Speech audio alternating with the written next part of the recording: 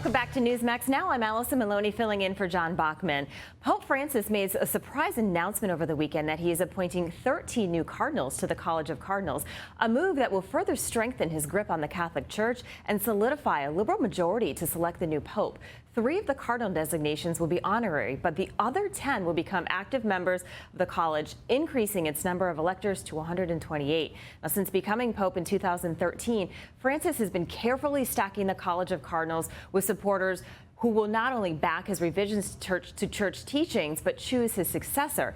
In fact, including this weekend's announcement, Francis has picked 67 new members in total. Now, joining me now to discuss this as the president of the Catholic League, Bill Donahue. Thanks so much for joining us. Allison. Thank you for being here. So, we know that Pope Francis is a fairly liberal pope, and he's tried to move the Catholic Church towards, accepting more modern liberal ideas. He's gay marriage, divorce, the environment. With this new majority set in place, this will certainly set a new tone in the church. What is the Catholic League's position on this? Well, we're concerned, obviously, that his successor will be somebody who will faithfully execute the teachings of the church. I'm not saying that this pope doesn't, although he definitely does seem to have problems with certain teachings, and he's trying to make amends.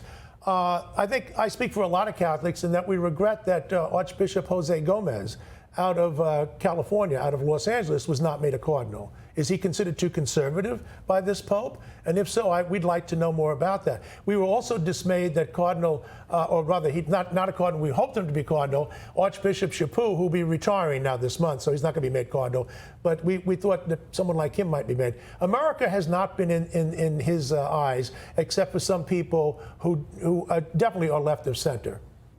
Now, the Pope's acknowledged his growing opposition with a conservative right wing, the Catholic Church here in the U.S., saying just yesterday, quote, "It's an honor if Americans attack me." So what's your reaction to this? Well, they have to walk it back. The Pope has a way of misspeaking. He does it almost all the time when he gets onto a papal plane. And then somebody has to clean up what he has said.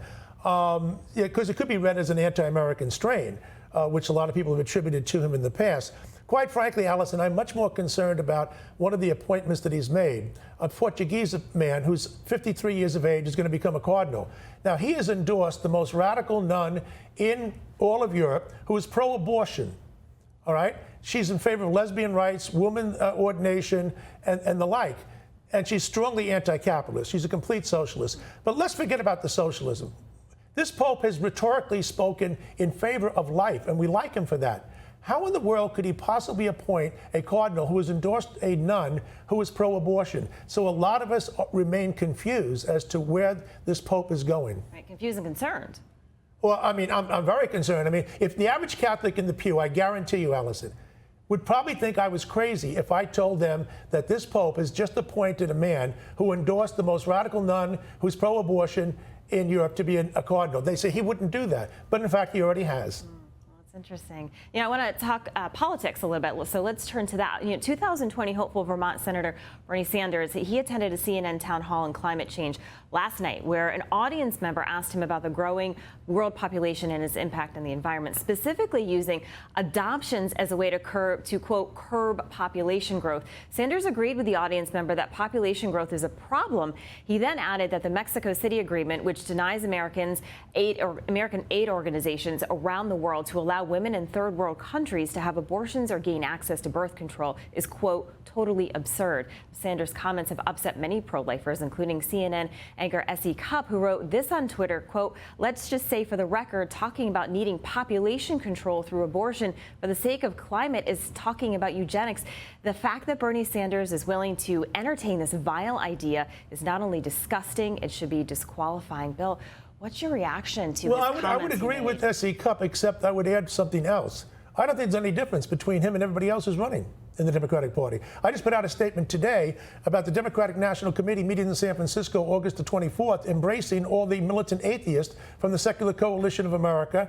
And so why is there any surprise about this? The lust for abortion, the appetite for abortion, is so strong in the Democratic Party that we now have the governor of New York State, my state, who's in favor of infanticide. The baby can die on the table of the doctor if the baby survives a botched abortion. The same thing with the Democrat governor in Virginia, Northam.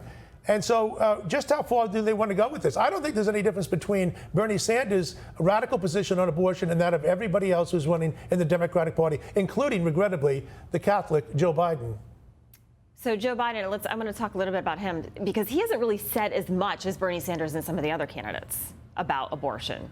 But in fact, what he did say, which is very important, Allison, he has had a pretty mixed record and not a radical record up until just recently. He's now switched. In this year, in 2019, Joe Biden went from a mixed record to strongly in favor of abortion on demand. He's in favor of getting rid of the Hyde Amendment, which says no public money for abortion. So he's flipped. There's no difference between Joe Biden now and all the other candidates. He's gone the same direction. Beto O'Rourke and all these others. Well, Bill Donahue, president of the Catholic League, thank you so much for joining us. Thank you. Well, still coming up, Senator Chuck Schumer says pushing Republicans on gun control legislation will be a top priority for Democrats when Congress returns from summer break, as major corporations like Walmart are stepping in to fill the void. We'll break it all down for you with our political panel after the break.